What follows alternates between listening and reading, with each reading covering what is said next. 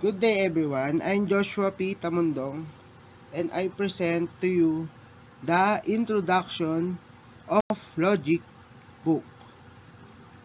What is it? This book has been written primarily to serve as a textbook for a first course in modern logic.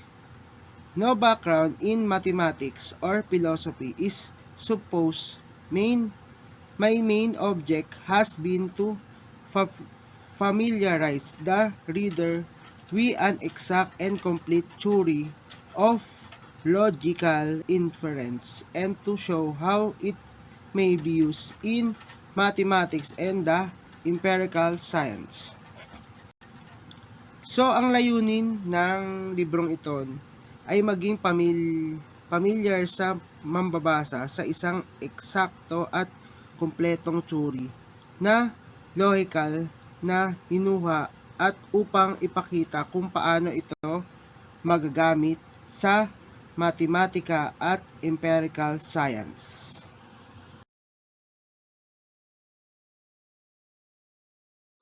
Next is introduction. Out everyday use of language is vague and our everyday level of thinking is often muddled.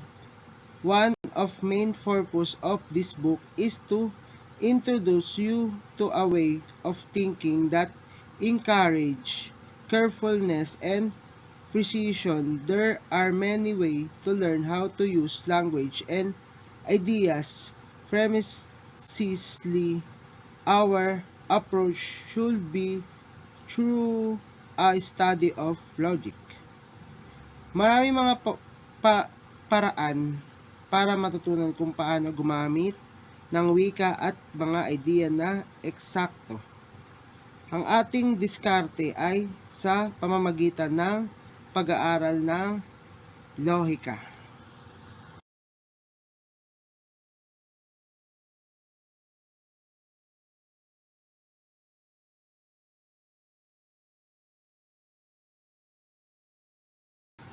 Yes. So next natin ay the sentential connectives. To begin, we want to develop a vocabulary which is precise and in the same time adequate for analysis of the problems and concept of systematical knowledge. We must use vague language to create a precise language. This is not as silly as it seems. So, ang essential connectives ay upang bumuo ng isang bokabularyo na tiyak at kasabay na sapat para sa pagsusuri ng mga problema at konsepto ng sistematikong kaalaman. For example, are a good deal more precise than those of English grammar, and yet we use English sentence governed by imprecise rules to state the precise rules of chess. In point of fact, our first step will be rather similar to draw up the rules of games. For certain keywords, not, and, or, if, then if, and only if, which are called sentential connectives.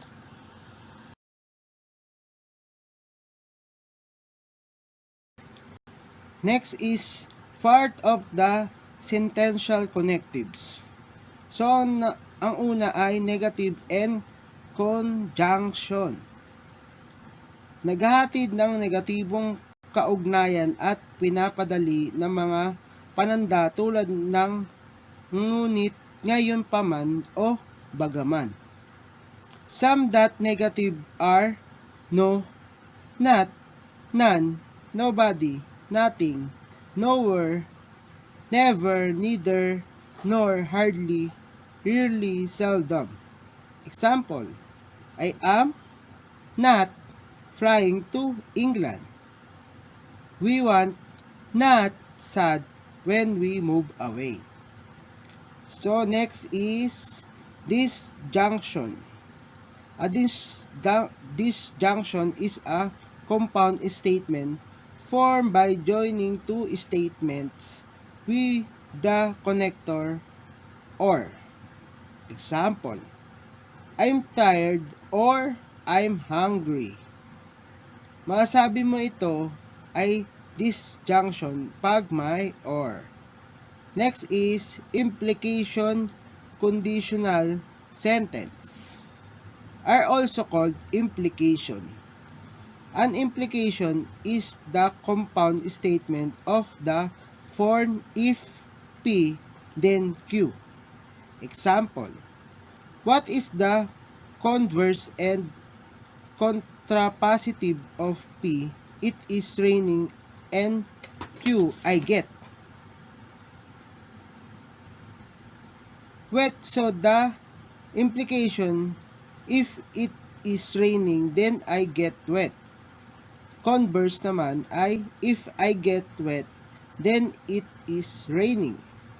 So next is equivalence biconditional sentence. The equivalence P and Q is true only when both P and Q are true or when both P and Q are false. So, ito ay dapat parehas. Parehas true, parehas false. Example, two lines are parallel if any only if they have the same slope. Another example, you will pass the exam if and only if you will work hard. So both true and both false. Next is grouping and parentheses. Three common types of grouping symbols: parentheses, bracket, and brace are used to group number of variables letters. Ginagamit to para ma-solve ng madali, katulad ng PEMDAS, which stand for parentheses, exponents, multiplication, division, add, and subtraction. So next natin ay truth tables and tautologies. Tautologies is a statement that is always true no matter what. Example, either the ball is green or the ball is not green is always true regardless of the color of the ball. Next is tautological implication in equivalence. Was the form AB where A and B are possibly compound statement that are logical equivalent. So, example, they hike to summit as the top of the mountain, and this sentence summit and the top are tautological because they have similar meanings, so there is no need to use both words. The sentence could be written as they hike to the summit.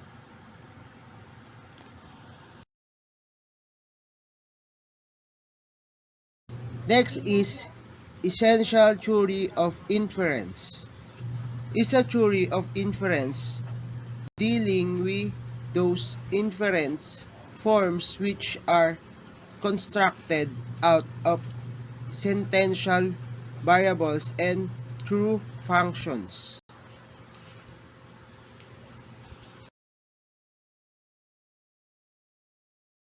Next is the part of the sentential theory of inference. There are two major criteria of inference in and sentential interpretations. One is a global criterion. Reflecting implicational structures is a criterion that takes the whole language into account. For example, Fido is a dog logically implies there's a dog but does not logically imply. Second, A sentential criterion enjoins us to formalize the natural language sentence, a characterizing mark or trait. Next, the three sentential rules of derivation is a graphical representation that depicts how strings in a language are derived using the language grammar. There are mainly two types of derivation. There are left derivation tree and right derivation tree. Next is some useful tautological implications. Something else entirely starting that the truly of an assertion depends on a different assertion. A tautological and simply terms needless repetition of an idea, statements, or word. Next is consistency of premises and indirect proofs. It's sufficient to check if there exists one interpretations of the conjunction of the premises that is true. Example. An example of this could be when we're painting a wall to achieve the same color and look overall. This creates a uniform look and it's overall consistent to create the same color of design overall. Yes, yun na po natatapos ang aking presentation. Thank you po sa pakikinig at panonood sa akin. Thank you po.